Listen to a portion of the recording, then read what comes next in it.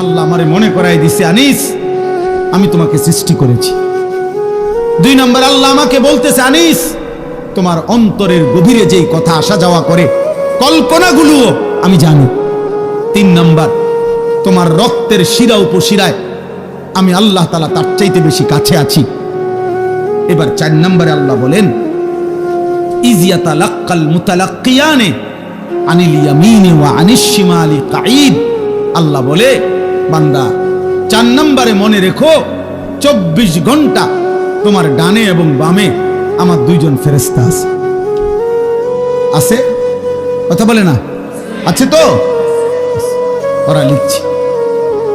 এই 4টা হলো। 5 নাম্বার, মা ইয়ালফিজু মিন কাউলিন ইল্লা লাদাইহি রাকিবুন আতীদ। আল্লাহ বলে, বান্দা তারা তো 2 জন আছেই, অতিরিক্ত আরেকজন ফেরেশতা আছে যে তোমার এই 2 জবান মানে 2 ঠোঁটের মাঝখানে যে জিহ্বা, এই জিহ্বা দিয়ে তুমি যা বলো, যখন যা বলো, যা করো, 24 ঘন্টায় তুমি যেই শব্দটাই বলো না কেন, উচ্চারণ করো না কেন, ভালো মন্দ, উপকারী অপকারী, জিকির দাও করো আর গালি দাও, আল্লাহ বলে এই জিহ্বা দিয়ে যা বের হয়, আল্লাহ তাআলা বলেন আমার আরেকজন ফেরেশতা তোমার মুখের প্রতিটা উচ্চারণ লিখে রাখে। এই কয়টা হলো? 5টা। কয়টা? 5। 1, আমি তোমাকে সৃষ্টি করেছি, আমার থেকে যাইবা কেন? 2, তোমার অন্তরের গভীর বিষয়টা আমি জানি, আমার থেকে লুকাবা কেন? 3, আমি তোমার রক্ত প্রবাহিত শিরা উপশিরা তার চাইতে বেশি নিকটে আছি, তুমি আমাকে লুকাবা কেন?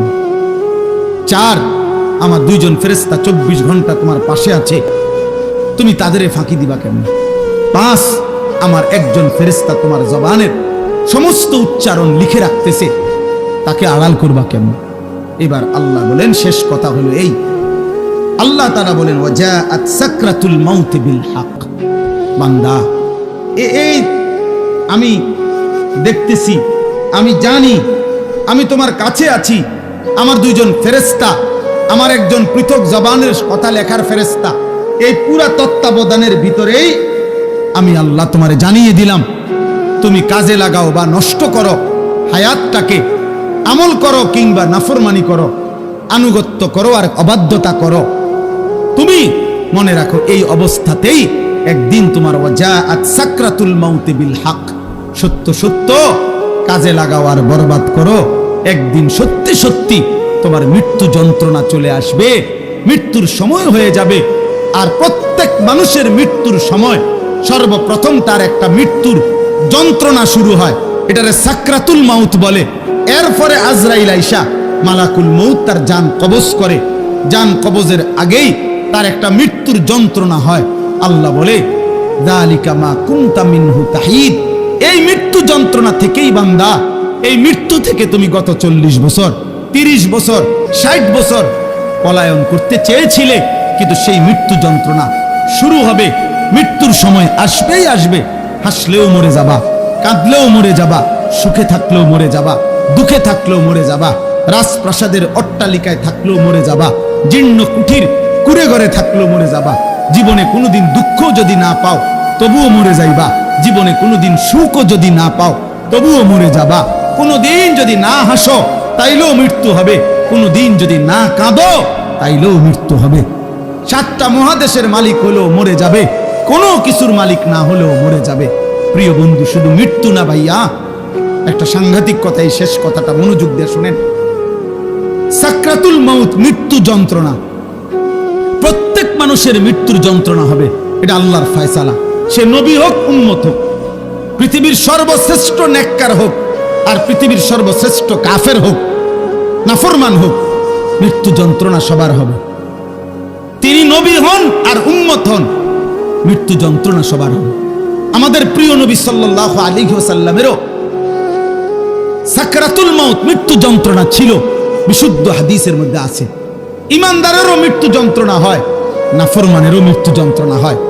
বাকি একটু পার্থক্য হইল, ইমানদারের মৃত্যুর যন্ত্রণা যখন শুরু হয়, খুদার কসম ইমানদার তখন খুশিতে আনন্দে উৎফুল্ল হয়ে যায়, আর দিল দিয়া তখন ভাবে আমার বন্ধুর সাথে মোলাকাতের সময় হয়ে গেছে। গত 40 বছর আমি যারে ডাকতাম দিবানিশি, আমার সেই মহান মাওলা, আমার মালিকের সাক্ষাতের টাইম হয়ে গেছে। এই জন্য মুমিনের মৃত্যু যন্ত্রণা তার কাছে আনন্দকর, মজাদার, তৃপ্তিদায়ক। কারণ সে বুঝে এবার আমার মাহবুব, এবার আমার মাওলা, এবার আমার আল্লাহর সাথে আমার সাক্ষাৎ হবে। কিন্তু প্রিয় ভাই, আমি এই কথাটাই শুধু বুঝাইতে চাই, তাফসীরের মধ্যে আছে কোন নাফরমানের, কোন পাপী আল্লাহর প্রতি ঠিক মতো ঈমান নেয় নাই, হারামের উপরে ছিল, চুরি, ডাকাতি, জিনা, ব্যভিচার, মদ, জুয়া, সুদ, ঘুষ, কিস্তি, মা বোন বেপর্দা, বেহায়া, নাটক, সিনেমা, নাচ, গান, অশ্লীলতা, বেহায়াপনা, হারাম উপার্জন, এভাবে যে ব্যক্তি জীবন কাটাইছে, একটা উদাহরণ শুধু তাফসীরের মধ্যে লিখছে। ভাইয়া, এই উদাহরণটা শুধু শোনো, ছেলেরাও, বাবারাও, আমিও।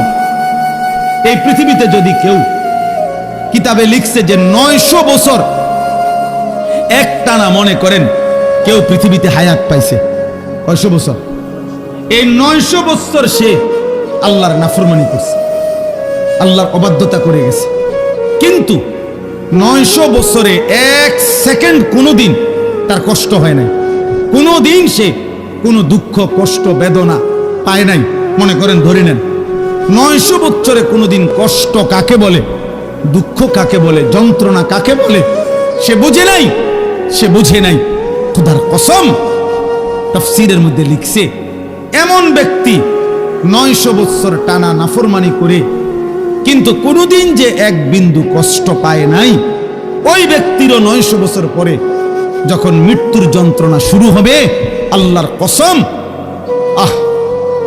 কসম খোদার তাফসীরে লিখছে, 1 সেকেন্ডের মৃত্যু যন্ত্রণা শুরু হলেই ওই নাফরমান তার 900 বছরের দুনিয়ার বেঁচে থাকার হায়াত, সুখ আর আনন্দ 1 সেকেন্ডেই ভুলে যাবে। কবরের আযাব পরে, জাহান্নামের আযাব পরে, হাসরের আযাব তো পরে মিয়া। এই মৃত্যু যন্ত্রণার 1 সেকেন্ডেই সে তার সুখের দুনিয়া সব ভুলে যাবে। এজন্য 60 বছরও যদি নারী দেখো, ছবি দেখো, হারামের উপরে থাকো, হারামখোর, মৃত্যুর প্রথম সেকেন্ড তোমার দুনিয়া ভুলাই দিবে। মৃত্যুর প্রথম সেকেন্ড। ইমানদারের মৃত্যু যন্ত্রণাই যেখানে ভয়ানক, নাফরমানের মৃত্যু যন্ত্রণা কেমন? আমার কাছে কিতাব আছে, ওয়াজাআত সাকরাতুল মাউত বিল হক, আরবি কিতাব, এই কিতাবের নামে এটা। ওই কিতাবের মধ্যে লিখছে, নবীজির একজন বিখ্যাত সাহাবী হযরত আমর ইবনুল আস, ওনাকে জিজ্ঞেস করা হয়েছিল মৃত্যুর পূর্বে, ওনার ছেলে আব্দুল্লাহ ইবনে আমর ইবনুল আস, ছেলেটাও সাহাবী ছিল। উনি জিজ্ঞাসা করছে যে, আব্বা, আপনি তো নবীজির একজন বিখ্যাত সাহাবী, এই মৃত্যুর পূর্ব মুহূর্তে মৃত্যুর যন্ত্রণা, সাকরাতুল মাউত আপনার কাছে কেমন লাগতেছে? নবীর সাহাবী বলতেছে, ইয়া বুনাইয়া কাআন্না জিবালাদ দুনিয়া আলা সাদরি ওয়া কাআন্নি আতানাফাসু মিন সাকবিল ইবরা। সাহাবী বলে, বাপ, ছেলেরে আমার, মৃত্যুর এই পূর্ব মুহূর্তে সাকরাতুল মাউত, মৃত্যু যন্ত্রণাটা আমার কাছে মনে হচ্ছে এই পৃথিবীর সমস্ত পাহাড় আমার বুকের উপরে চাপা দিয়ে রাখছে। কাআন্না জিবালাদ দুনিয়া আলা সাদরি, আর আমি যেন একটা সুইয়ের ছিদ্র দিয়া, সাকবিল ইবরা, সুইয়ের ছিদ্র দিয়া আমি যেন নিঃশ্বাস নিতেছি। আমার কাছে মৃত্যু যন্ত্রণা এমন মনে হচ্ছে। হযরত নূহ আলাইহিস সালাম 950 বছর দুনিয়াতে ছিলেন, ইমানদার নবী। ওই কিতাবে লিখছে, নূহ নবীকে মৃত্যুর পূর্বে জিজ্ঞেস করা হয়েছিল, যখন ওনার মৃত্যু যন্ত্রণা শুরু হয়েছে, ওনারে বলছিল যে, হে নবী নূহ, আপনি দুনিয়াতে কতক্ষণ ছিলেন, কতদিন ছিলেন দুনিয়া? উনি বলছে, আমার মনে হইতেছে এক ব্যক্তির একটা ছোট্ট ঘর ছিল, যেই ঘরের 2টা দরজা, এক দরজা দিয়ে ঢোকে, আরেক দরজা দিয়া বাইর হয়। তো উনি বলেন, আল্লাহর কসম, আমার মনে হয়েছে আমি যেন দুনিয়ার হায়াতে এতটুকু ছিলাম যে এই ব্যক্তির এই ঘরের এই দরজা দিয়ে ঢুকছি আর ওই দিকে বাইরে। এই কদ্দুর আমার মনে হইতেছে। অথচ কয় বছর? 6.5 বছর। উনি বলতেছেন আমার এখন কখন? সাকরাতুল মউতের সময়। প্রিয় ভাই, নবীর যদি হয় এমন, সাহাবার যদি মনে হয় এমন, তো তোমরা যারা নামাজ পড়ছো না দোস্ত, তোমাদের কি মনে হবে? হারামখোর আপনার কি মনে হবে? এই সুদখোর, কিস্তিখোর, হারামখোর, কেমনে মৃত্যুর ওই প্রথম সেকেন্ডের যন্ত্রণা কেমনে সইবেন? আম্মা জান আয়েশা রাদিয়াল্লাহু তাআলা আনহা বলছে, রাসূলুল্লাহ সাল্লাল্লাহু আলাইহি সাল্লাম সাকরাতুল মউতের নবীজি সাল্লাল্লাহু আলাইহি সাল্লাম বারবার পানি দিয়া নিজের হাত মুবারক নিজের চেহারা মুছতেছিলেন আর বলতেছিলেন, আল্লাহুম্মা আইন্নি আলা সাকারাতিল মউত। নিষ্পাপ নবী, মাসুম নবী, এক যাররা যার কোনো গুনাহ নাই, সেই নবী রাহমাতুল লিল আলামিন নবী, তিনি আল্লাহর কাছে বলতেছিলেন মৃত্যুর পূর্বে, আল্লাহ মৃত্যুর এই যন্ত্রণার মুহূর্তে আপনি আমার সাহায্য করেন। নবীজির দোয়া, এটা বিশুদ্ধ হাদিস। নবীজি বলতেছিলেন, বারবার কালেমা পড়তেছিলেন, লা ইলাহা ইল্লাল্লাহ ইন্না লিল মাউতি সাকারাত।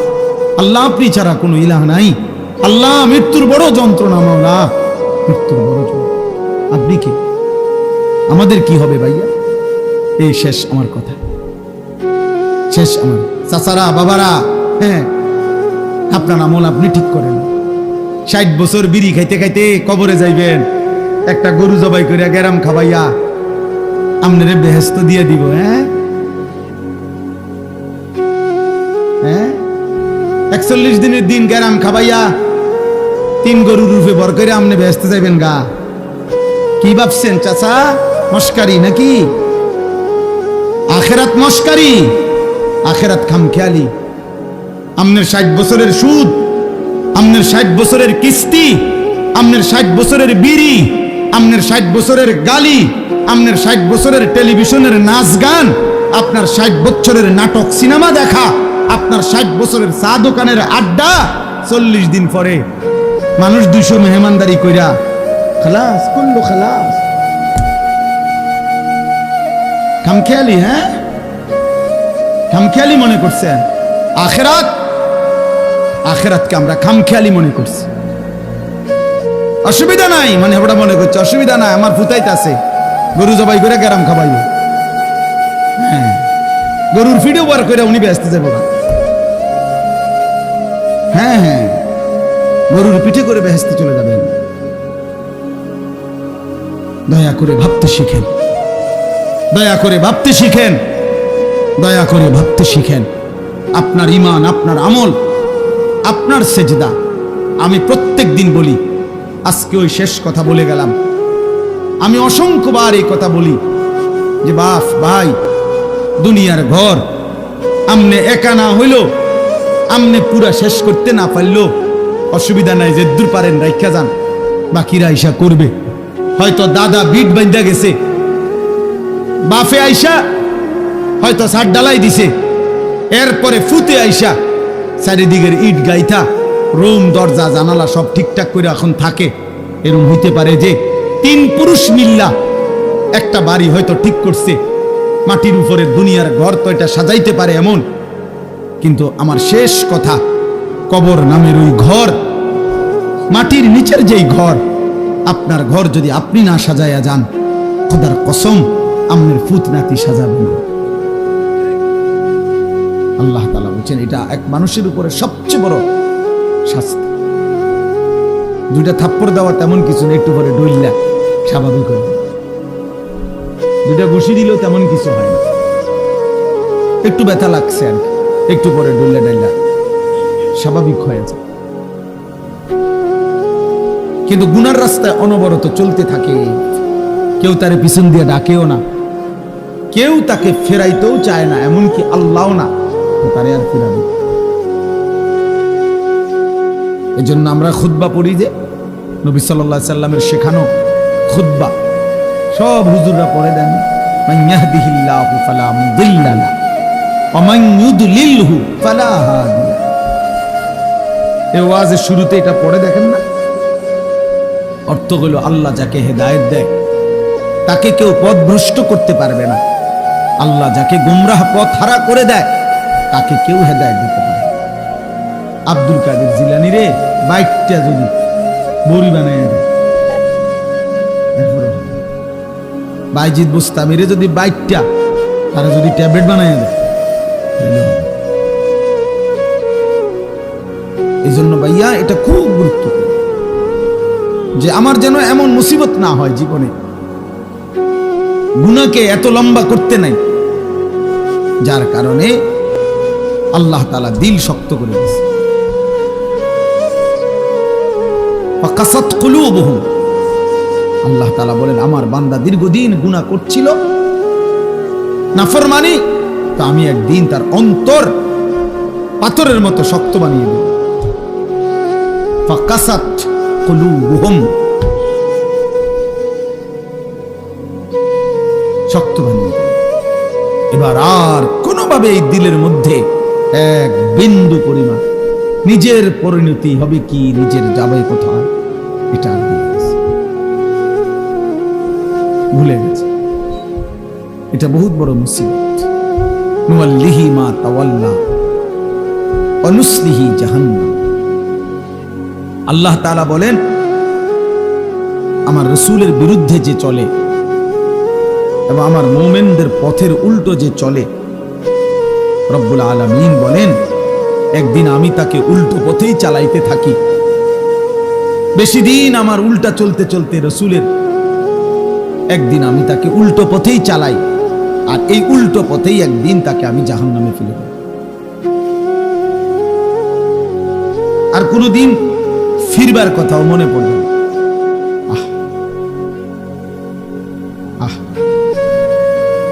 60 বছর হয়ে গেছে, এবারে মইরে কবরে গেছে, এবারে কিস্তি ওটা ফুটে সত্য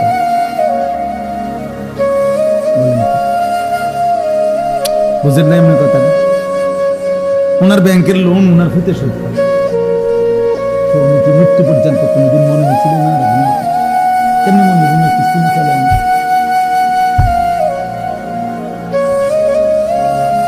বলে ওনার সুদ, ওনার কিস্তি, ওনার ফুতে সুদ।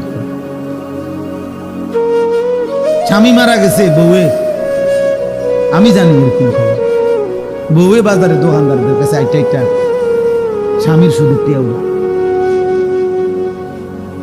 বউ বোরকাকাত দিয়া পর্দানসীন সুদ করে পর্দা করে, বোরকাকাও দিয়ে সুদের টিয়াও।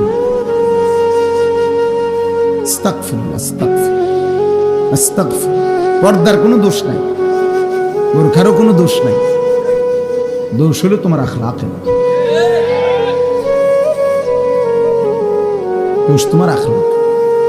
আমি একদিন বলছে যে দাড়ি রেখে মিশা কথা কয়, আমি না দাড়ি রেখে তো মিশা কথা বলা যায় না, শুনতে দাড়ি রেখে মিশা কথা বলা যায় না, কথা বলেন না কেন? মিথ্যা বলা কবিরা গুনাহ নেই, তো এই শেভ করলে যায় তো তো আর কি, মিথ্যা কথা তো আলাদা জিনিস, এটা দাড়ির লোক আমি এটা লাগাইছি। মিথ্যা কথা বলা এটা সে বলা হোক আর দাড়ি বলা হোক সবার জন্যই তো হারাম, তো এটা আমরা দাড়ির লোকে লাগাইছেন। হ্যাঁ রোজা রেখে মিশা কথা কর, তো রোজা রেখে মিশা কথা বলে অসুবিধা কি? মিশা কথা কি রোজা সারা যায় যাচ্ছে নাকি? কথা বুঝেন নাই? এটা রোজার লগে আমরা মিশা কথা লাগাইছেন। রোজার সাথে তো এটার সম্পর্ক, আখলাকের সাথে সম্পর্ক। এই জন্য আপনি যদি বলেন যে বোরকা পরে মিশা কথা কও, না না বোরকা পরে মিশা কথা বলে সমস্যা কি? মিথ্যা বলা হারাম, সবার জন্যই হারাম, সব অবস্থায় হারাম। এজন্য এটা জরুরি বিষয়, এটা বহুত ভয়ানক বিষয়। আমি এটাই দেখাইতে চাইছিলাম। এই দেখেন, ওয়ালা ইয়াকুনু কাল্লাযীনা উতুল কিতাবা মিন ক্বাবলু ফাতালা আলাইহিমুল আমাদু ফাকাসাত কুলুবুহুম ওয়া কাসীরুম মিনহুম ফাসিকুন। আল্লাহ বলে আমার মুমিন বান্দারা ওই ইহুদিদের মতো, ওই বেঈমানদের মতো হইও না, যারা এত বেশি পরিমাণ আমি তাদেরকে আসমানি কিতাব দিয়েছিলাম, কিন্তু আমার আসমানি কিতাবের ওহীর হুকুমকে প্রত্যাখ্যান করে লম্বা লম্বা স্বপ্নের আশা, স্বপ্নের জাল বুনে তারা নিজেদের আশা পরিপূর্ণ করতে হালাল হারামের মিশ্রণ করে চলতে লাগলো। ফলে আমি একদিন ফাকাসাত কুলুবুহুম, তাদের অন্তর পাথরের মতো মজবুত করে ফেলল। এইবার আর পাক নাফাক হালাল হারাম জায়েজ না জায়েজের কোনো অনুভূতি যাবে। মাকেও দেখে, নিজের বোনকেও দেখে, রাস্তার মহিলাকেও দেখে, বিবিকেও দেখে, টেলিভিশনের নর্তকীকেও দেখে। মানে এই নাফরমানের কাছে হালাল হারামের কোনো পার্থক্য নেই। ওর কাছে ওর বিবি আর টেলিভিশনের মহিলা বরাবর। নিজের বউরও দেখে, সিনেমার নর্তকীরও দেখে, বরাবর বরাবর। ও তার মাকেও দেখে, অন্যের নারীকেও দেখে, বরাবর বরাবর। এই স্বভাব জানোয়ারের স্বভাব, এই স্বভাব কুকুরের স্বভাব। কুকুরের কাছে পাক নাফাক আলাদা কিছু নেই। কুকুর মানুষের ফেলে দেওয়া খাবারও মুখ দেয়, পায়খানাতেও মুখ।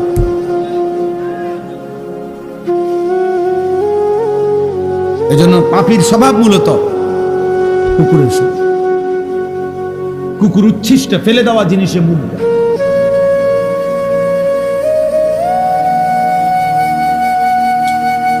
আল্লাহ আমাদেরকে বুঝতাম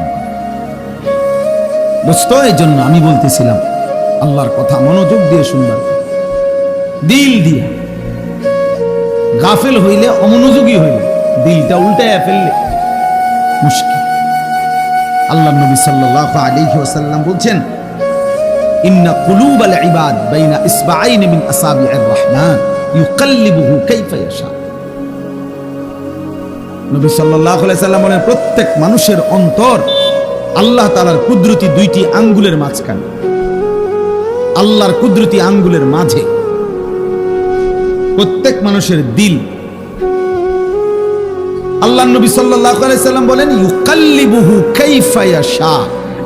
আল্লাহ মানুষের দিল যেভাবে ইচ্ছে সেভাবে উলটপালট করতে পারে। আনুগত্যের উপরেও রাখতে পারে, নাফরমানির উপরেও কি করতে পারে। এই জন্য আমাদের প্রিয় নবী সাল্লাল্লাহু আলাইহি ওয়াসাল্লাম, নবীজি সাল্লাল্লাহু আলাইহি ওয়াসাল্লাম খুব বেশি যেই দোয়াগুলো পড়তেন, এর মধ্যে একটা দোয়া ছিল এটা।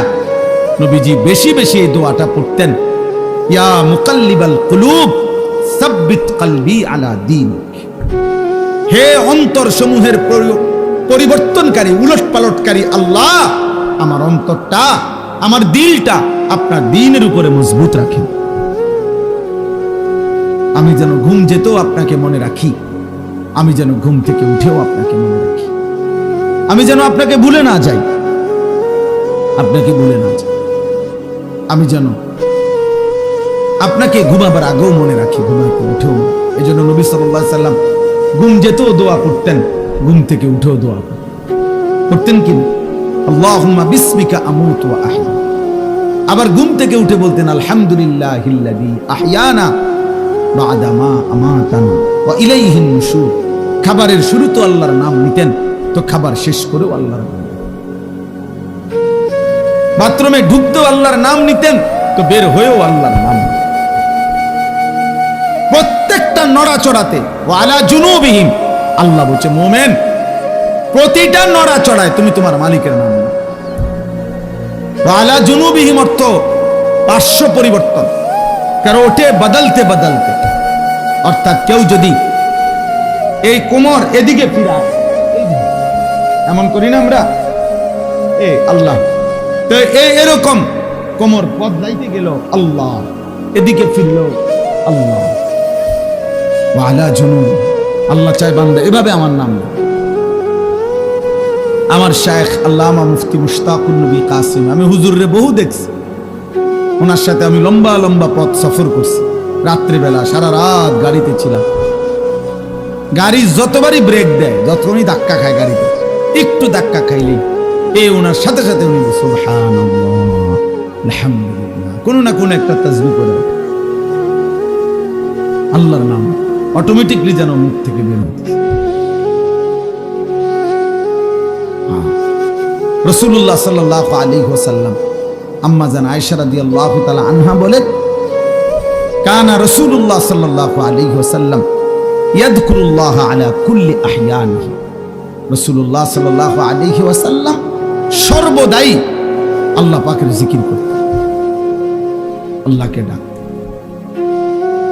এজন্য আমরা সবাইকে বলি, নওজোয়ান তোমাদেরকেও, প্রিয় ভাই, নিজের উপরে রহম করো।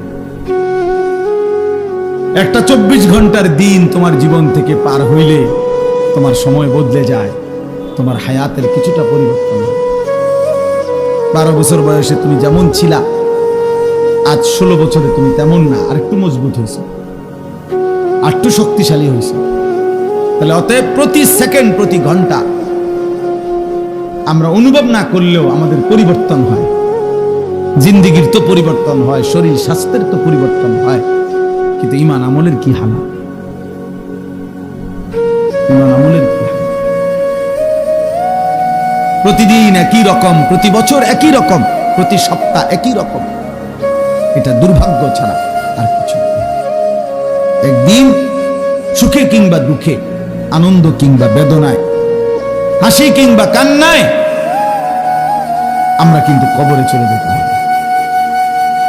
এই আজকে শুধু আমি এটাই বলতে চাই, আমি যে 4টা আয়াত পড়ছি, কোরআনুল কারীমের 26 নম্বর পারা, 50 নম্বর সূরা, সূরা কাফ। এই সূরার 4টা আয়াত 16, 17, 18, 19। এই 4টি আয়াত মূল বক্তব্য হলো আল্লাহ তাআলা বলতেছেন 2টা কথা। একটা হলো বান্দা 5টি জিনিসের তত্ত্বাবধানে তুমি আমার আসো, প্রতিটা বান্দা তোমরা আমার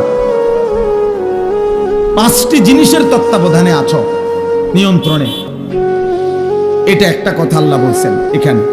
আরেকটা বলছেন, এই তত্ত্বাবধান, এই নেগরান, এই পর্যবেক্ষণ, এই অবস্থার উপরেই একদিন সত্য সত্য তোমাদের মৃত্যুর যন্ত্রণা শুরু হবে, আর তোমাদের মৃত্যু হবে, তোমরা কবরে চলে যাবে। এই কথাটা আল্লাহ এখানে বলছে। 1 নম্বরে আল্লাহ বলছেন, ওয়ালাকাদ খালাকনাল ইনসান। প্রথম কথা বান্দা মনে রেখো, সমস্ত মানুষ আমি আল্লাহই সৃষ্টি করেছি। তবে একটি মানুষ 1 সেকেন্ডের জন্য এই কথা ভাবার কোনো সুযোগ নাই আল্লাহকে। দুনিয়ার কারো ব্যাপারে আপনি এটা বলতে পারেন, দৌড় বেটা তোর নেতা, বেটা তোর নেতা, কেডা এতে কেডা, আঙ্গালের ভূত কাঙ্গাল, এত কত বড় নেতা বেটা, পকেটে রাখি বেটা। মানুষ অনেক সময় কয় না, অহংকার দেখাইতে গিয়ে, যা বেটা বড়াই দেখাস বেটা। এ তো দুনিয়ার কারো ব্যাপারে বলা যায়, আল্লাহর ব্যাপারে বলা যাবে? আল্লাহ তাআলা বলেন, আমাকে অস্বীকার করবা কেমনে বান্দা? আমি তো সৃষ্টি করেছি। ওয়ালাকাদ খালাকনাল ইনসান, আমি আল্লাহই তো সৃষ্টি করেছি। লাকাদ খালাকনাল ইনসানা ফি আহসানি তাকওয়িম, এই কায়নাতের সবচেয়ে সুন্দর আকৃতি দিয়ে আমি আল্লাহই তো মানুষকে সৃষ্টি করেছি। রব্বুল আলামিন বলেন, কোটি কোটি আমার সৃষ্টি বান্দা, চারিদিকে তাকিয়ে দেখো, ফুল কত সুন্দর, ফল কত সুন্দর, পাখি কত সুন্দর, গাছ কত সুন্দর, মাছ কত সুন্দর। কিন্তু আল্লাহ বলে, 4টা কসম করে বলি বান্দা, তুমি তার চাইতে কোটি গুণ বেশি সুন্দর। যদি ফুল এত সুন্দর হয়, যদি মাছ এত সুন্দর হয়, যদি এই পৃথিবীর পাখিগুলো এমন সুন্দর হয়, আল্লাহ বলেন, ওয়াত্তিনি ওয়াজ্জাইতুন ওয়া তুরি সিনিন ওয়া হাদাল বালাদিল আমিন। আমি 4টা কসম করে বলছি বান্দা, তুমি সবচাইতে বেশি সুন্দর। তোমারে বড় যত্ন করে বানিয়েছি, তোমারে আমি বানিয়েছি। ইন্না খালাকনাল ইনসানা মিন নুতফাতিন আমশাজ। আল্লাহ বলেন, তোমার বাবার কাছ থেকে বের হওয়া, তোমার মায়ের জরায়ুতে পৌঁছা, আমি আল্লাহর কুদরতে ওই এক ফোঁটা নাপাক বীর্য থেকেই আমি তোমাকে সৃষ্টি করেছি। এই বহু জায়গায় কথাগুলো বলছে আল্লাহ, একই কথা, একই কথা বলছে আল্লাহ তাআলা বলছে, ইন্না খালাকনাল ইনসানা মিন সুলালাতিন মিন তিন। আল্লাহ বলে, শুকনো ঠনঠনে, কোনো কাদা নাই, পানি নাই, একদম শুকনো মাটি থেকে আমি আল্লাহই তোমাকে মানুষকে সৃষ্টি করেছি। রব্বুল আলামিন বলেন, ইয়া আইয়ুহাল ইনসানু মা গাররাকা বিরাব্বিকাল কারীম। আল্লাহ বলে, বান্দারে আমার, মানুষরে আমার, এমন দয়ালু মেহেরবান মাওলা আমি আল্লাহ। আমার মতো এমন দয়ালু মেহেরবান মাওলাকে ছেড়ে দিতে কে তোমাকে ধোঁকা দিল? কে তোমাকে বলল যে ওই মালিককে সেজদা দিও না? কে তোমাকে বুঝাইয়া দিল না ফরমান? এমন মালিকের না ফরমানি করো, এই মালিকের নিষেধ শুনো না। আহ, সুদ কে হারাম করছে? ঘুষ কে হারাম করছে? মদ কে হারাম করেছে? জুয়া কে হারাম করেছে? চুরি কে হারাম করেছে? ডাকাতি কে হারাম করেছে? জিনা কে হারাম করেছে? ব্যভিচার কে হারাম করেছে? নামাজ পড়তে আদেশ কে করেছে? বেনামাজি হতে নিষেধ করেছে কে? এই নাফরমান। তাহলে এমন মালিকের নাফরমানি কেমনে করো? 365 দিনে খোদার এক বছরে কোনোদিনও ফজরের নামাজ পড়লা না, মুসলমানের বাচ্চা এত বড় জানোয়ার হয়?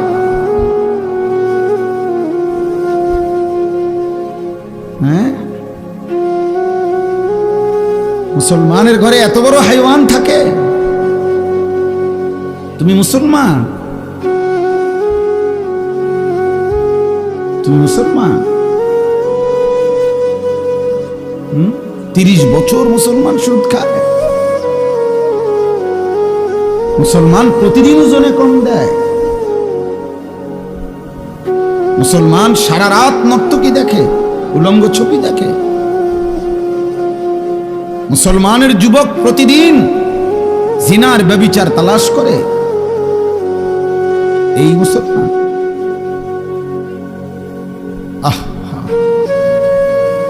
আমার কাছে কিতাব আছে, মিসালি নওজওয়ান, উর্দু কিতাব। ওখানে আছে পাকিস্তানের একজন বিশ্ববিখ্যাত বুজুর্গ ছিলেন, মুজাহিদ ছিলেন, হযরত মাওলানা মুফতি নিজামউদ্দিন শামজাই রহমতুল্লাহ আলাইহি, যাকে প্রকাশ্যে আল্লাহর দ্বীনের কথা বলার জন্য প্রকাশ্যে দিবালোকে গুলি করে মারা ফেলছে, শহীদ করে ফেলছিলেন। তিনি বলছিলেন, হে যুবক, উনি যুবকদেরকে লক্ষ্য করে একটা কথা বলছিলেন যে, হে যুবক, এই পৃথিবীর প্রথম দিন থেকে এই পর্যন্ত পৃথিবীর ইতিহাস তুমি খুঁজে দেখো। পৃথিবীর ইতিহাসে যত সংগ্রাম, যত মতবাদ, যত চিন্তা, যত চেতনা, যত আন্দোলন, যত উদ্দেশ্য, যত লক্ষ্য এই পৃথিবীতে বাস্তবায়ন করতে কেউ চাইছে, তো সেই জন্য যখনই খুন দরকার হয়েছে, রক্ত দরকার হয়েছে, জান দরকার হয়েছে, সর্বপ্রথম প্রত্যেক যুগে, প্রত্যেক কালে প্রতিটি মতাদর্শ, প্রতিটি মতবাদ প্রতিষ্ঠার জন্য কলিজার খুন যারা পেশ করেছে তারা যুবক। যতবার এই পৃথিবীতে রক্ত লাগছে ততবার যুবকের রক্তই ব্যবহার হয়েছে।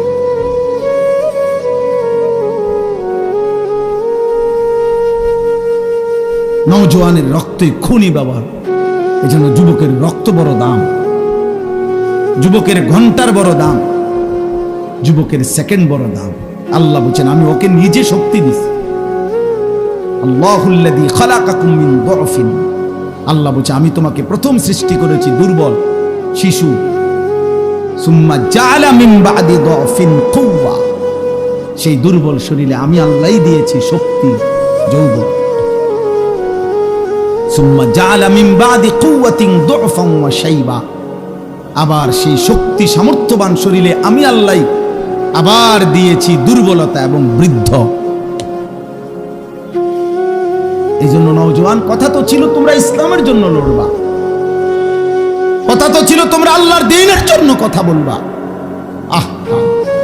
এমন সুন্দর জীবন, তোমরা শত শত যুবক একেবারে ঠান্ডা মাথায় পরিকল্পিতভাবে বুঝে শুনে এমন সুন্দর রাত, হায়াত, দিন, ঘন্টা, নারী দেখতে দেখতে, ছবি দেখতে দেখতে, মোবাইল দেখতে দেখতে, অশ্লীল উলঙ্গ দৃশ্য দেখতে দেখতে, অনাদরে অবহেলায় এমন সুন্দর ঘন্টা, মিনিট, সেকেন্ড শেষ করে দিচ্ছে। ঠিক হলো, এই পৃথিবী গড়বে কে? তাই ইসলামের জন্য কিছু করবে কে? তাই আল্লাহর দ্বীনের জন্য কিছু করবে কে? সারা পৃথিবীর মজদুম মুসলমানকে কে বাঁচাবে? মাহাদির পক্ষ হয়ে লড়বে কে? তাই দাজ্জালের বিরুদ্ধে লড়বে কে? আল্লাহর দ্বীনের জন্য বুক সোজা করে দাঁড়াবে কে? তাই তোমরা তো আমাদেরই সন্তান। তোমাদের যাদের বয়স 16 বছর, আমার 16 বছরের সন্তান আছে। আমার প্রথম সন্তানের বয়স 16 বছর। অতএব তুমি আমার সন্তান, ভেবে দেখো। রাসূলুল্লাহ সাল্লাল্লাহু আলাইহি ওয়াসাল্লামের দুইজন বিখ্যাত সাহাবী, কিশোর সাহাবী, একজনের নাম ছিল সামুরা ইবনে জুনদুব রাদিয়াল্লাহু তাআলা আনহু, আরেকজনের নাম ছিল রাফি' ইবনে খাদিজ রাদিয়াল্লাহু তাআলা আনহু। দুইজনই কিশোর। কিশোর বলা হয় করিবুল বুলুগ, কিশোর বলা হয় এই 13, 14, 14.5, 15-র আগে, মানে যার বীর্যপাত শুরু হয় তাকে বলে যুবক। এর আগের টাইমটারে, এর আগের 1-1.5 বছর 2 বছরের কয় কিশোর। যার উপরে গোসল ফরজ হয় তার আগের সময়টাকে বলে কিশোর। এই ওনারা দুইজন ছিলেন কিশোর সাহাবী।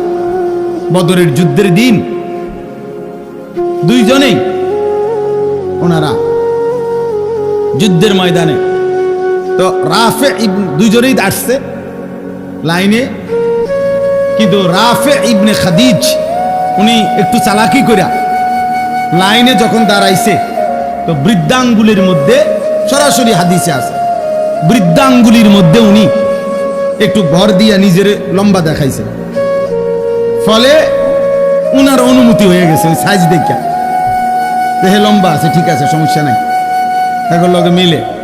কিন্তু এই সামুরা ইবনে জুনদুব উনি আর এটা তো বোঝে নাই, উনি এমনি স্বাভাবিক দাঁড়ায় আসছিল, ফলে উনারে একটু ছোট মনে হয়েছে, তো উনারে সরাই দিছে মানে লাইন থেকে। উনি যখন বুঝছে উনারে আর নিবে না, তখন উনি উনার আব্বা কে বলছে, বাবা আপনি নবীকে বলেন আমারে তো নিবে না কয়। অথচ জানেন আব্বা, ওরে যে নিছে রাফে ইবনে খাদিজকে, ও আমার লগে কুস্তিতে পারবে না, কুস্তি লাগলে আমি ওরে হারাই লেতে পারবো, আমি কম নেব, আমার শক্তি বেশি, আমি সাইজে ছোট। আল্লাহ নবী সাল্লাল্লাহু আলাইহি সাল্লাম শুনে অবাক হয়ে গেছে, বলছে আচ্ছা তো লাগো তো দেখি। তো সত্যি সত্যি সামুরা ইবনে জুনদুব রাফে ইবনে খাদিজকে কুস্তিতে হারাইয়া ফেলছে। আল্লাহ নবী সাল্লাল্লাহু আলাইহি সাল্লাম দুইজন কিশোর সাহাবীর জিহাদের আগ্রহ দেখে দুইজনকেই অনুমতি দিয়ে দিয়েছে। দোস্ত আমার, এটা ইতিহাস, এটা গল্প না। একটা মাহফিলের আয়োজন হয়েছে আর আমরা কিছু কথা বললাম, আর আপনারা শুধু 2-4 বার সুবহানাল্লাহ কইয়া চলে গেলেন। নারী মাফ, এতটুকুর জন্য মাহফিল না, একটু বিবেক জাগানো, অনুভূতি জাগানো, আখিরাতের ফিকির জাগানো, পরকালের ভয় তৈরি করা, নিজেদের দায়িত্ব, কর্তব্য, আত্মপরিচয়, যে পরিচয় জানে না ভাইয়া, তার চাইতে বড় বদনসিব, হতভাগা আর কি। কোনো বাসের মধ্যে যদি কোনো প্যাসেঞ্জার উঠে, কন্ডাক্টর যদি বলে ভাড়া দেন, কই নামবেন, এই প্যাসেঞ্জার যদি বলে আমি জানি না আমি কোথায় নামবো, তোমার যেখানে ভাল লাগে তুমি নামাই দিও। এই কন্ট্রাক্টর ওই হেল্পার রে যে দরজার কাছে দাঁড়াইয়া মানুষ উড়ায়, ওই কি বলবে যে এই পাগল করতে দেয় না, এই মাতাল দিক কই যাবে, এটাও কইতে না। বলবে কি না বলো ভাই, এই বলো না। তাইলে তোমরা যারা এক ওয়াক্ত নামাজ পড়ো না, তোমরা কই যাই বাবা? আমি জানতে চাইলাম তোমার, বলো না বাবা। তোমাদের যাদের চুল কাফেরের মতো, বেঈমানের মতো, এই ডান দিকে যাদের চুল বড়, বাম দিকে যাদের চুল বড়, সামনের দিকে যাদের চুল বড়, এই তো কাফেরের চুল। আর ঠিক কোন লাগতো না, এটাই সত্য, ঠিকের কিতাব, এটাই তো সত্য কথা। হ্যাঁ, এটা কারো ঠিকের জন্য অপেক্ষা নাই, এটাই সত্য।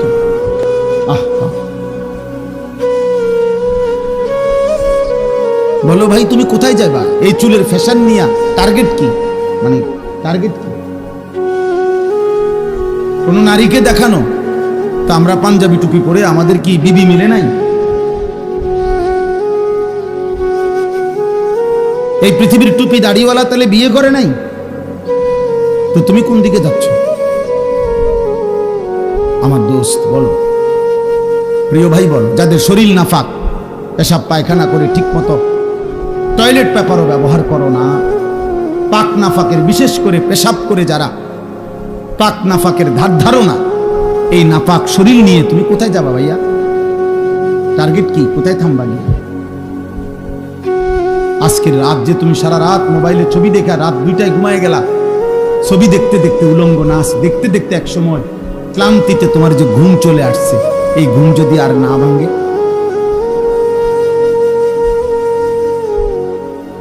অনেক সিএনজির পিছনে লেখা থাকে, বাসের পিছনে লেখা থাকে, ঘুম ভাঙলে সকাল, না ভাঙলে পরকাল, লেখা থাকে না? ভেবে দেখো ভাইয়া। তো এই নাফাক শরীর কেউ তো জানলো না, তো তোমার গন্তব্য কোথায়? গন্তব্য কোথায়? এই জন্য আল্লাহ তাআলা বলছেন, বান্দা যাচ্ছ কোথায়? তুমি আমার থেকে ছুটবা কেমনে? আমি তো তোমাকে সৃষ্টি করেছি। ওয়ালাকাদ খালাকনাল ইনসান। এই জন্য এই কথা আল্লাহ প্রথম প্রত্যেককে মনে করাই দিছে, বান্দা মনে রেখো তুমি কিন্তু আমার সৃষ্টি। যদি তোমার সামান্য বিবেকও থাকে, তাহলে তুমি আমার নাফরমানি কমপক্ষে করতে পারো না, কারণ আমি তোমারে বানাইছি, তুমি আমার। এই কায়নাত আমি সৃষ্টি করেছি তোমার জন্য। হুয়াল্লাযী খালাকা লাকুম মা ফিল আরদি জামিআ। আল্লাহ বলছে তামাম দুনিয়ার সব কিছু আমি আল্লাহ তোমাদের জন্য সৃষ্টি করেছি। ওয়াসাখখারা লাকুম মা ফিস সামাওয়াতি ওয়াল আরদ। আল্লাহ বলেন আসমান ও জমিনের সব আমি আল্লাহ তোমাদের অধীনস্থ করে দিয়েছি। আমি অধীনস্থ না করলে তোমাদের বিমান বাতাসে উড়তো না, আমি অধীনস্থ না করলে তোমাদের জাহাজ পানিতে ভাসতো না। এটা আমি আল্লাহ তোমাদের অধীন করেছি। ওয়াযাল্লালনাহা লাহুম ফামিনহা রাকুবুহুম ওয়া মিনহা ইয়াকুলুন। সূরা ইয়াসিনের আয়াত। আল্লাহ বলেন চতুষ্পদ প্রাণী, গরু, ওট, মহিষ, গাধা, ঘোড়া, আল্লাহ বলেন এগুলো আমি তোমাদের অধীন করেছি। ফলে কোনোটা তোমরা জবাই করে গোশত খাও, আর কোনোটার পিঠে চড়ে তোমরা চলাফেরা করো। আমি অধীন না করলে পারতাম। একটা ঘোড়া তুমি তোমার মতো দেড় বিড়া বেড়া ঘোড়ারে তুমি সামাল দিতে পারতাম, পারতা না। একটা লাথি দিলে তুমি উড়ে যাবে। কিন্তু আল্লাহ বলেন ওকে আমি তোমার অধীনস্থ করে দিয়েছি বান্দা। তাহলে এই গোটা কায়নাত আমি তোমার জন্য দিলাম, তোমাকে আমি বানাইলাম। মিন আইয়ি শাইইন খালাকাহু ফাকাদ্দারা সুম্মা সাবিলা ইয়াসসারা। আল্লাহ বলে ধীরে ধীরে আমি সৃষ্টি করেছি। একদিন মায়ের পেট থেকে আমি তোমার বের হওয়ার রাস্তা সহজ করে এই পৃথিবীর আলো দেখবার সুযোগ দিয়েছি। আমি সুযোগ দিয়েছি বান্দা। আলাম নাজআল লাহু আইনাইন। আল্লাহ বলে দুইটা চোখ। বলো তো বান্দা, তোমার বিবেক যদি থাকে তুমিই বলো, আমি কি তোমাকে দুইটা চোখ দেই নাই? কথা বলে উত্তর দেন। দিয়েছেন? ওয়া লিসানাও ওয়া শাফাতাইন। আল্লাহ বলে জিহ্বা আমি দেই নাই? দুইটি ঠোঁট আমি দেই নাই? বলে এভাবে বারবার কোরআনে আল্লাহ তাআলা মনে করাই দিচ্ছে, বান্দা আমি সৃষ্টি করেছি, আমি সৃষ্টি করেছি, তুমি আমার থেকে সরতে পারবা না, তুমি আমার বাঁধন থেকে ছুটতে পারবা না। যত বড় শক্তিধরী হও, তুমি যত বড় অহংকারী হও না কেন, তুমি জমিনে যত বড়াই করো না কেন, আমার অধীন থেকে তুমি ছুটতে পারবে না। ওয়ালা তামশি ফিল আরদি মারাহা ইন্নাকা লান তাখরিকাল আরদা ওয়া লান তাবলুগাল জিবালা তুলা। আল্লাহ বলে, আমার বান্দা অহংকার করে জমিনে হেঁটো না, কারণ যত জোরেই পাও মারো না কেন, তুমি তো মাটি ফাটাইতে পারবা না। আবার ঘাড় যত উঁচাই করো না কেন, তুমি তো ওই পাহাড় সমান লম্বা হইতে পারবা না। বড়াই করো কেন? অথচ বৃষ্টির ফোঁটা পানি জমিন ছিদ্র করে ফেলে, কিন্তু তোমার বুট জুতা তো জমিন ফাটাইতে পারে না, ফাটাইতে পারে না। এক তাল গাছ তো তোমার চাইতে লম্বা, এক সুপারি গাছ তো তোমার চাইতে লম্বা, একটা খেজুর গাছ তো তোমার চাইতে লম্বা। অহংকার করো কেন? এক বুজুর্গকে, এক যুবককে, এক বুজুর্গ আল্লাহর ওলি ওই যুবককে বলছিল, হে যুবক, অহংকার না করে ধীরে সুস্থে হাঁটো। যুবক তখন বলছিল, এই মিয়া, আমা তারিফুনি, চেনেন আপনি আমাকে, আমি কে? কথা বলতেছে। তখন ওই বুজুর্গ বলছেন, হ্যাঁ চিনি তো তোমাকে, চিনি। ওকে বলেন, চিনি তোমাকে, তুমি হলা সেই মানুষ যার প্রথম শুরু ছিল দুর্গন্ধযুক্ত নাপাক একটু বীর্যের ফোঁটা। তোমাকে চিনি আমি, ও চিরেই মৃত্যুর মাধ্যমে যে হয়ে যাবে দুর্গন্ধযুক্ত একটা পচা লাশ।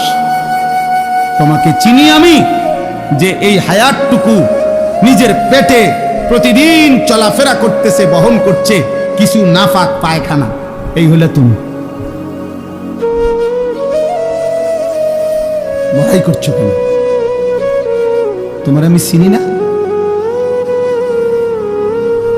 তুমি তো দুর্গন্ধযুক্ত নাপাক এক বীর্যের ফোঁটা ছিলা, আর চোখ বন্ধ হলেই তুমি হয়ে যাবা দুর্গন্ধযুক্ত পচা লাশ। আর পেটে এখন তোমার আছে দুর্গন্ধযুক্ত কিছু পায়খানা। তো যার শুরু মাঝখান শেষ সবই দুর্গন্ধ, তার আবার অহংকার কিসে? তার আবার অহংকার কিসে? একজন বিশ্ববিখ্যাত খলিফা ছিলেন হযরত ওমর ইবনে আব্দুল আজিজ রাহমাতুল্লাহি আলাইহি, ইসলামের পঞ্চম খলিফা। তিনি বলতেন, মাঝে মাঝে কবরস্থানে গিয়ে হযরত ওমর ইবনে আব্দুল আজিজ কবরের দিকে তাকাইয়া বলতো, ইয়া মাউতু মাজা ফাআলতা বিল আহিব্বা, হে মৃত্যু, হে কবর, আমার বন্ধুদের সাথে তুমি কি করেছো বলো, আমার আপনজনদের সাথে তুমি কি করেছো বলো তো। আইনাল আহবাব, আইনাল আসদিকা, আইনাল জুল্লাস, আইনাস সাম্মার। অর্থ হলো, আমার বন্ধুরা কোথায়, আমার আত্মীয়রা কোথায়, আমি যাদের সাথে বসতাম তারা কোথায়, খুশিরা, আমি তার কাছে থাকি, আমারে আড়াল করবা কেন? এই তিনটা কথা। আরেকটু, তাহলে তিনটা হলো। এক নাম্বার, আল্লাহ আমারে মনে করাই দিছে, আনিস আমি তোমাকে সৃষ্টি করেছি। দুই নাম্বার, আল্লাহ আমাকে বলতেছে, আনিস তোমার অন্তরের গভীরে যেই কথা আসা যাওয়া করে, কল্পনাগুলোও আমি জানি।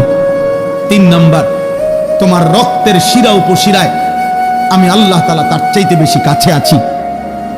এবার চার নম্বরে আল্লাহ বলেন, ইজিয়াতালাক্কাল মুতালাক্কিয়ানে আনিল ইয়ামিনি ওয়া আনিশ শিমালি কাঈদ।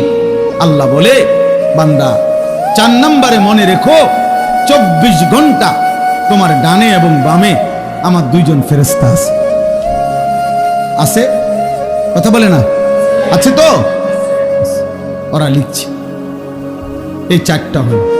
5 নাম্বার, মা ইয়ালফিজু মিন কাউলিন ইল্লা লাদাইহি রাকিবুন আতীদ।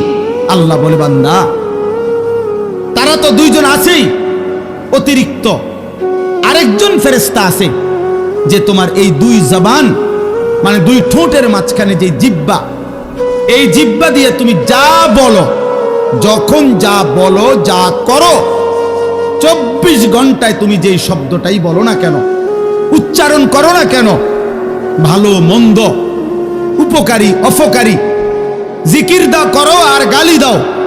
আল্লাহ বলে এই জিহ্বা দিয়া যা বের হয়, আল্লাহ তাআলা বলেন আমার আরেকজন ফেরেশতা তোমার মুখের প্রতিটা উচ্চারণ লিখে রাখে। এই কয়টা হলো? 5টা। কয়টা? 5টা। 1, আমি তোমাকে সৃষ্টি করেছি, আমার থেকে যাইবা কেন? 2, তোমার অন্তরের গভীর বিষয়টা আমি জানি, আমার থেকে লুকাবা কেন? 3, আমি তোমার রক্ত প্রবাহিত শিরা উপশিরা তার চাইতে বেশি নিকটে আছি, তুমি আমাকে লুকাবা কেন? 4, আমার 2 জন ফেরেশতা 24 ঘন্টা তোমার পাশে আছে, তুমি তাদের ফাঁকি দিবা কেন? 5, আমার একজন ফেরেশতা তোমার জবানের সমস্ত উচ্চারণ লিখে রাখতেছে, তাকে আড়াল করবা কেন?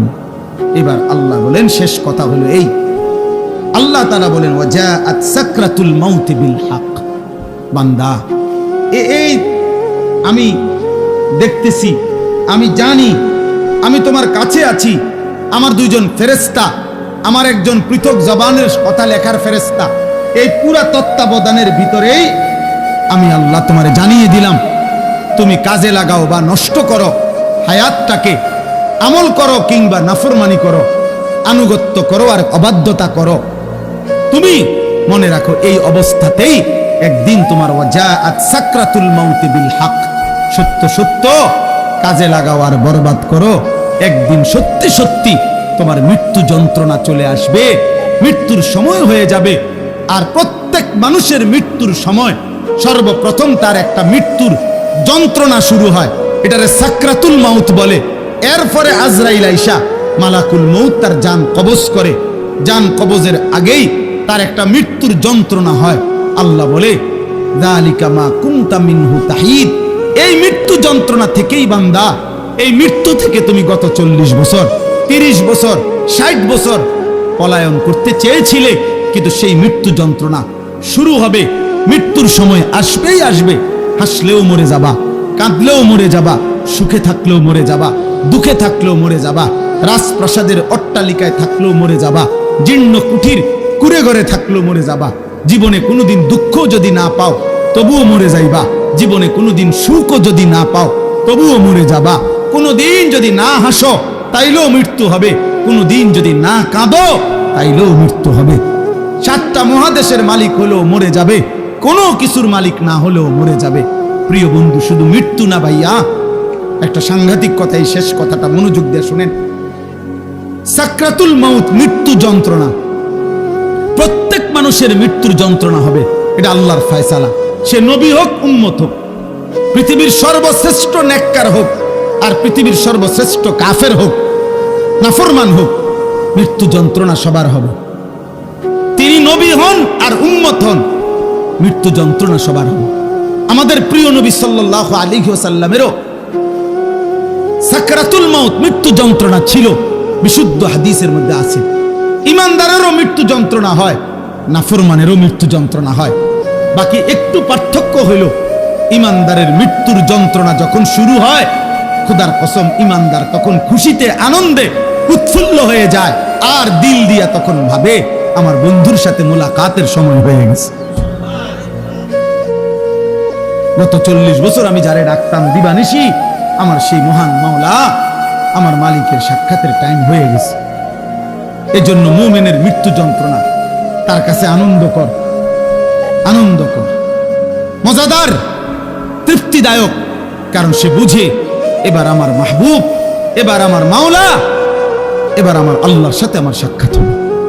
কিন্তু প্রিয় ভাই, আমি এই কথাটাই শুধু বুঝাইতে চাই, তাফসীরের মধ্যে আছে কোন নাফরমানের, কোন পাপী আল্লাহর প্রতি ঠিক মতো ঈমান নেয় নাই, হারামের উপরে ছিল, চুরি ডাকাতি জিনা ব্যভিচার মদ জুয়া সুদ ঘুষ কিস্তি, মা বোন বেপর্দা বেহায়া, নাটক সিনেমা নাচ গান অশ্লীলতা বেহায়াপনা হারাম উপার্জন, এভাবে যে ব্যক্তি জীবন কাটাইছে, একটা উদাহরণ শুধু তাফসীরের মধ্যে লিখছে। ভাইয়া এই উদাহরণটা শুধু শোনো, ছেলেরাও বাবারাও আমিও। এই পৃথিবীতে যদি কেউ, কিতাবে লিখছে যে 900 বছর একটানা মনে করেন কেউ পৃথিবীতে হায়াত পাইছে, 900 বছর, এই 900 বছর সে আল্লাহর নাফরমানি করছে, আল্লাহর অবাধ্যতা করে গেছে, কিন্তু 900 বছরে 1 সেকেন্ড কোনোদিন তার কষ্ট হয় নাই, কোনোদিন সে কোনো দুঃখ কষ্ট বেদনা পায় নাই। মনে করেন ধরে নেন 900 বছরে কোনোদিন কষ্ট কাকে বলে, দুঃখ কাকে বলে, যন্ত্রণা কাকে বলে সে বুঝে নাই, সে বুঝে নাই। খোদার কসম, তাফসীরের মধ্যে লিখছে এমন ব্যক্তি 900 বছর টানা নাফরমানি করে কিন্তু কোনোদিন যে এক বিন্দু কষ্ট পায় নাই, ওই ব্যক্তিরও 900 বছর পরে যখন মৃত্যুর যন্ত্রণা শুরু হবে, আল্লাহর কসম, কসম খোদার তাফসীরে লিখছে 1 সেকেন্ডের মৃত্যু যন্ত্রণা শুরু হলেই ওই নাফরমান তার 900 বছরের দুনিয়ার বেঁচে থাকার হায়াত, সুখ আর আনন্দ 1 সেকেন্ডেই ভুলে যাবে। কবরের আযাব পরে, জাহান্নামের আযাব পরে, হাসরের আযাব তো পরে মিয়া। এই মৃত্যু যন্ত্রণার 1 সেকেন্ডেই সে তার সুখের দুনিয়া সব ভুলে যাবে। এজন্য 60 বছরও যদি নারী দেখো, ছবি দেখো, হারামের উপরে থাকো, হারামখোর, মৃত্যুর প্রথম সেকেন্ড তোমার দুনিয়া ভুলাই দেবে। মৃত্যুর প্রথম সেকেন্ড। ইমানদারের মৃত্যু যন্ত্রণাই যেখানে ভয়ানক, নাফরমানের মৃত্যু যন্ত্রণা কেমন? আমার কাছে কিতাব আছে, ওয়াজাআত সাকরাতুল মাউত বিল হক, আরবি কিতাব, এই কিতাবের নামে এটা। ওই কিতাবের মধ্যে লিখছে, নবীজির একজন বিখ্যাত সাহাবী হযরত আমর ইবনুল আস, ওনাকে জিজ্ঞেস করা হয়েছিল মৃত্যুর পূর্বে, ওনার ছেলে আব্দুল্লাহ ইবনে আমর ইবনুল আস, ছেলেটাও সাহাবী ছিল। উনি জিজ্ঞাসা করছে যে আব্বা, আপনি তো নবীজির একজন বিখ্যাত সাহাবী, এই মৃত্যুর পূর্ব মুহূর্তে মৃত্যুর যন্ত্রণা সাকরাতুল মাউত আপনার কাছে কেমন লাগতেছে? নবীর সাহাবী বলতেছে, ইয়া বুনাইয়া কাআন্না জিবালাদ দুনিয়া আলা সাদরি ওয়া কাআন্নি আতানাফাসু মিন সাকবিল ইবরা। সাহাবী বলে, বাপ, ছেলেরে আমার, মৃত্যুর এই পূর্ব মুহূর্তে সাকরাতুল মাউত, মৃত্যু যন্ত্রণাটা আমার কাছে মনে হচ্ছে এই পৃথিবীর সমস্ত পাহাড় আমার বুকের উপরে চাপা দিয়ে রাখছে। কাআন্না জিবালাদ দুনিয়া আলা সাদরি, আর আমি যেন একটা সুইয়ের ছিদ্র দিয়া, সাকবিল ইবরা, সুইয়ের ছিদ্র দিয়া আমি যেন নিঃশ্বাস নিতেছি। আমার কাছে মৃত্যু যন্ত্রণা এমন মনে হচ্ছে। হযরত নূহ আলাইহিস সালাম 950 বছর দুনিয়াতে ছিলেন, ইমানদার নবী। ওই কিতাবে লিখছে, নূহ নবীকে মৃত্যুর পূর্বে জিজ্ঞেস করা হয়েছিল, যখন ওনার মৃত্যু যন্ত্রণা শুরু হয়েছে, ওনারে বলছিল যে, হে নবী নূহ, আপনি দুনিয়াতে কতক্ষণ ছিলেন, কতদিন ছিলেন দুনিয়া? উনি বলছে, আমার মনে হইতেছে এক ব্যক্তির একটা ছোট্ট ঘর ছিল, যেই ঘরের 2টা দরজা, এক দরজা দিয়ে ঢোকে, আরেক দরজা দিয়ে বাইর হয়। উনি বলেন, আল্লাহর কসম, আমার মনে হয়েছে আমি যেন দুনিয়ার হায়াতে এতটুকু ছিলাম যে এই ব্যক্তির এই ঘরের এই দরজা দিয়ে ঢুকছি আর ওই দরজা বাইরে, এই কদ্দুর আমার মনে হইতেছে। অথচ কয় বছর? 9.5 বছর। উনি বলতেছেন, আমার এখন কখন সাকরাতুল মাউতের সময়। প্রিয় ভাই, নবীর যদি হয় এমন, সাহাবার যদি মনে হয় এমন, তো তোমরা যারা নামাজ পড়ছো না দোস্ত, তোমাদের কি মনে হবে? হারামখোর, আপনার কি মনে হবে? এই সুদখোর, কিস্তিখোর, হারামখোর, কেমনে মৃত্যুর ওই প্রথম সেকেন্ডের যন্ত্রণা কেমনে সইবেন?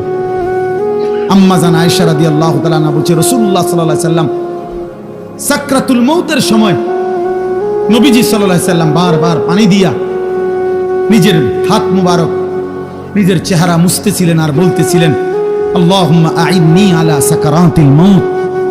নিষ্পাপ নবী, মাসুম নবী, এক যাররা যার কোনো গুনাহ নাই, সেই নবী রাহমাতুল লিল আলামিন নবী, তিনি আল্লাহর কাছে বলতেছিলেন মৃত্যুর পূর্বে, আল্লাহ, মৃত্যুর এই যন্ত্রণার মুহূর্তে আপনি আমারে সাহায্য করেন। নবীজির দোয়া, এটা বিশুদ্ধ হাদিস। নবীজি বলতেছিলেন, বারবার কালেমা পড়তেছিলেন, লা ইলাহা ইল্লাল্লাহ ইন্না লিল মাউতি সাকারাত। আল্লাহ আপনি ছাড়া কোনো ইলাহ নাই। আল্লাহ মৃত্যুর বড় যন্ত্রণা, মাওলা মৃত্যুর বড় যন্ত্রণা। আপনি কে? আমাদের কি হবে ভাইয়া? এই শেষ আমার কথা, শেষ আমার। চাচারা, বাবারা, হ্যাঁ, আপনার আমল আপনি ঠিক করেন। 60 বছর বিড়ি খাইতে খাইতে কবরে যাইবেন, একটা গরু জবাই করে গেরাম খাবাইয়া আপনারে বেহেশত দিয়ে দিব। হ্যাঁ হ্যাঁ, 41 দিনের দিন গেরাম খাবাইয়া 3 গরুর রূপে বর করে আপনি বেহেশতে যাইবেন গা। কি ভাবছেন চাচা? মস্কারি নাকি? আখেরাত মস্কারি, আখেরাত খামখেয়ালি। আপনার 60 বছরের সুদ, আপনার 60 বছরের কিস্তি, আপনার 60 বছরের বিড়ি, আপনার 60 বছরের গালি, আপনার 60 বছরের টেলিভিশনের নাচ গান, আপনার 60 বছরের নাটক সিনেমা দেখা, আপনার 60 বছরের চা দোকানের আড্ডা, 40 দিন পরে মানুষ 200 মেহমানদারি কইরা খালাস করলো, খালাস। খামখেয়ালি, হ্যাঁ, খামখেয়ালি মনে করছে আখেরাত। আখেরাতকে আমরা খামখেয়ালি মনে করছি। অসুবিধা নাই মানে ওটা মনে করছে অসুবিধা নাই, আমার ফুতাইতে আছে, গরু জবাই করে গেরাম খাবাইব। হ্যাঁ, গরুর ফিডও বার করে উনি ব্যস্ত যাবো না। হ্যাঁ হ্যাঁ, গরুর পিঠে করে ব্যস্ত চলে যাবে। দয়া করে ভাবতে শিখেন, দয়া করে ভাবতে শিখেন, দয়া করে ভাবতে শিখেন। আপনার ঈমান, আপনার আমল, আপনার সেজদা। আমি প্রত্যেক দিন বলি, আজকে ওই শেষ কথা বলে গেলাম। আমি অসংখ্যবার এই কথা বলি যে বাপ ভাই, দুনিয়ার ঘর আমনে একা না হইল, আমনে পুরা শেষ করতে না পারলো অসুবিধা নাই, যে দূর পারেন রাইখা যান, বাকিরা আইসা করবে। হয়তো দাদা বিট বাঁধা গেছে, বাফে আইসা হয়তো সার ডালাই দিছে, এরপরে ফুতে আইসা চারিদিকের ইট গাইথা রুম দরজা জানালা সব ঠিকঠাক করে এখন থাকে। এরকম হইতে পারে যে 3 পুরুষ মিল্লা একটা বাড়ি হয়তো ঠিক করছে, মাটির উপরে দুনিয়ার ঘর তো এটা সাজাইতে পারে এমন। কিন্তু আমার শেষ কথা, কবর নামের ওই ঘর, মাটির নিচের যেই ঘর, আপনার ঘর যদি আপনি না সাজাইয়া যান, খোদার কসম আপনার ফুত নাকি সাজাবে না। গরুর গোশত আর ফার্মের মুরগা দিয়া, পাঙ্গাস মাছ দিয়া আপনার কবর রাজা মাফ হইতো না কাকা? জি না, কিছু সোয়াব হইতারে, কিন্তু ফিটা আশা করা যায় না। মাটিতে তো বলবো, উনি তো মাটিতে থাকতে পারবেন। আল্লাহ আমাদেরকে হেফাজত করেন। এজন্য চা দোকানের বিরোধিতা করবেন না, নিজের ঈমান আমল নিয়ে ভাবেন। মসজিদের সাথে সম্পর্ক করেন, নামাজের সাথে সম্পর্ক করেন। দুনিয়ার প্রয়োজন শেষ করতে পারতেন না। আমনে সত্য মিথ্যা সুদ ঘুষ কিস্তি দিয়েও আপনার সংসারের প্রয়োজন আপনি শেষ করতে পারবেন না। আপনি মরার পরেও সংসারের বহু খরচ বাকি থাইকা যাবে। আমনে মরার 6 মাসের মাথা দেখবেন আমনের ঘরে সোফার কোনা ভাঙ্গা গেছে, জানালার গ্রিল নষ্ট হইয়া গেছে, দরজার সিটকারি খুলিয়া গেছে, বাথরুমের প্লাস্টিকের দরজা ইডি ভাঙ্গা ঠুটঠুর হয়ে গেছে, জুরজুর হইয়া গেছে। এগুলা নাই, অনেক কিছুই আবার করতে হবে সন্তানরা। কাজে দুনিয়া, আপনি আপনার বিবি বাচ্চার দুনিয়া শেষ করতে পারতেন না, ওরা আবার করতে হবে। তো কাজে কেন মিথ্যা বললেন? কেন সুদ খাইলেন? কেন কিস্তি নিলেন? কেন হারাম খাইলেন? কেন ওজনে কম দিলেন? বিনিময়ে পরিবারের অভাব তো দূর করতে পারলেন না, ফাঁকি দিয়া নিজের আখিরাতটা নষ্ট করলেন। অতএব দয়া করে প্রত্যেকেই নিজ হায়াতে, যার হায়াত আছে যতক্ষণ, সুযোগ আছে ততক্ষণ, এখন তওবা করেন, এখন চোখের পানি ফেলেন, এখন কাঁদেন, ইনশাআল্লাহ বরকত হবে। আল্লাহ তাআলা আমাদেরকে তৌফিক দান করেন, আল্লাহ তাআলা আমাদেরকে কবুল করেন। আজকের এই মাহফিল আল্লাহ তাআলা বরকত দান করেন। যাদের ভালোবাসায়, যাদের আয়োজনে এই মাহফিল, মসজিদওয়ালা সকলকে আল্লাহ তাআলা মাফ করে দেন। আমার কিশোর ছেলেরা একজনও যদি বুঝে থাকো ভাইয়া, সবাই একসাথে বদলাবে না, আমরা এটা জানি বাপ, কিন্তু আমার অনুরোধ রইল নওজোয়ান তোমাদের কাছে, দয়া করে তোমরা প্রত্যেকেই নামাজ পড়ো, গুনাহ ছাড়ো বাপ, মোবাইলের ছবি, নারীর নেশা কমাও বাপ। যে চাহিদা আল্লাহ দিছে আল্লাহ সেটা পূরণ করে দিবে। পেটের খিদা যিনি দিছেন তিনি খাবারেরও ব্যবস্থা করছেন, পানির তৃষ্ণা যিনি দিছেন তিনি পানিরও ব্যবস্থা রাখছেন। অতএব লজ্জাস্থানের চাহিদা যিনি দিয়েছেন, হালাল স্ত্রী তিনি ব্যবস্থাও করে দিবেন। তুমি সবর করো, কুত্তার মতো জানোয়ারের মতো পরের নারীর দিকে হা করে তাকায় থাইকো না বাপ। এই জীবন একদিন তোমারে জাহান্নামেই নিয়ে যাবে, একদিন ধিক্কৃত করবে। কোনো নেশাখোর, গাঁজাখোর, কোনো জিনাখোর, কোনো ব্যভিচারী, কোনো লম্পট চরিত্রহীনকে পৃথিবী কোনোদিন 100 কোটি বছর পরেও পৃথিবী তাকে কোনোদিন সম্মানের সাথে স্মরণ করবে না, তাকে লানতেই দিবে, অভিশাপই দিবে। আরো 1000 কোটি বছর পরেও ফেরাউন নিকৃষ্টই থাকবে, আরো 100 কোটি বছর পরেও জুনায়েদ বাগদাদি সম্মানিতই থাকবে। অতএব পৃথিবী তোমারে থুতুই মারবে, বেনামাজিকে, চরিত্রহীনকে। আল্লাহ আমাদেরকে হেফাজত করেন, আল্লাহ সকলকে কবুল আর মনসুর করেন। আলহামদুলিল্লাহ। আল্লাহর কথা বসে শোনা এটা আদব, এটা জরুরি, গুরুত্বপূর্ণ। বসে শুনতে হয়, এতে বরকত হয়, এতে বরকত হয়। নবী সাল্লাল্লাহু আলাইহি ওয়াসাল্লাম যেখানেই কথা বলতেন, সাহাবায়ে কেরাম নবী সাল্লাল্লাহু আলাইহি ওয়াসাল্লামের কথা বসে শুনতেন। হযরত জিবরাইলের মতো ফেরেশতা যখন নবীজির কাছে মানুষের আকৃতিতে আসতেন, তখন নবীজির সামনে মুখোমুখি হয়ে বসতেন। এতটা মুখোমুখি যে নবী সাল্লাল্লাহু আলাইহি ওয়াসাল্লামের হাঁটুর সাথে হাঁটু, বুকের সাথে বুক মুখোমুখি, চোখের সাথে চোখ মুখোমুখি। ফাসনাদা রুকবাতাইহি ইলা রুকবাতাইহি। রাসূলুল্লাহ সাল্লাল্লাহু আলাইহি ওয়াসাল্লাম একদিন সাহাবাদেরকে সাথে নিয়ে একজন সাহাবীর জানাজা পড়তে গেছে। জানাজার সেখানে গিয়ে দেখছেন যে তখনও কবর খোঁড়া শেষ হয় নাই, আর একটু সময় লাগবে, আরো 10-20 মিনিট। তো হাদিসে স্পষ্ট আছে, হযরত বারা ইবনে আযিব রাদিয়াল্লাহু তাআলা আনহু বর্ণনা করেন, নবীজি ওইখানেই বসে গেলেন এবং আমরাও তার চতুর্দিকে বসলাম। ফাজালাসা ওয়া জালাসনা হাওলাহু, তিনিও বসলেন, আমরাও চারদিকে বসলাম। এরপরে নবীজি ওই কবর খোঁড়া পূর্ণ শেষ হওয়া পর্যন্ত আমাদের সামনে মৃত্যু এবং কবরের উপরে লম্বা বয়ান করলেন। তাইলে একটা কবরস্থান যেখানে কবর দাফন হবে, সেটা স্বাভাবিকভাবে ওয়াজের কোনো স্টেজ না, প্যান্ডেলও না, এবং ওখানে হয়তো এতটা মুনাসিব জায়গাও না, কিন্তু এরপরেও নবীজি বসছেন, তো সাহাবীরা বসছেন, যেরকমই হোক জায়গাটা। এরপরে নবীজির কথা সাহাবারা শুনছে, অথচ এখানে তো এটা বসার জন্য ইন্তজাম করা হয়েছে, এখানে বসবে না কেন? এই জন্য ভাইয়া এটা জরুরি, সবসময় মনে রাখবে, এটা একটা সার্কাস না যে ম্যাজিক।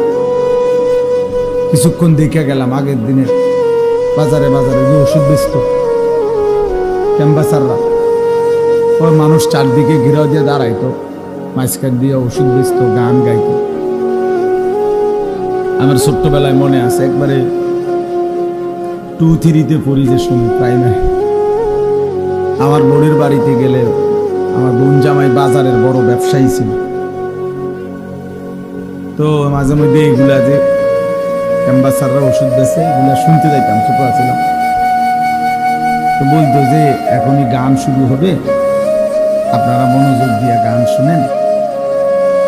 এই এক লাইন হয়তো গান কইছে, এরপরে হইতে আবার ওই হইতে ওষুধের কাহিনী, গান আর শেষ হয় না। এরপরে আপনার এই ওষুধটা 4টা কাজ করে ওই ওষুধ বেছে। এই যে ওইখানে মানুষ যেরকম গোল হইয়া দাঁড়ায়, তো এইটা তো এমন না।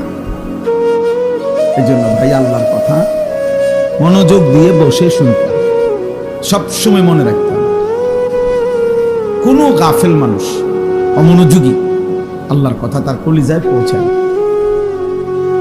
2 নম্বর কথা হলো হাতে ধরা সবগুলো মোবাইল বন্ধ করতে হবে।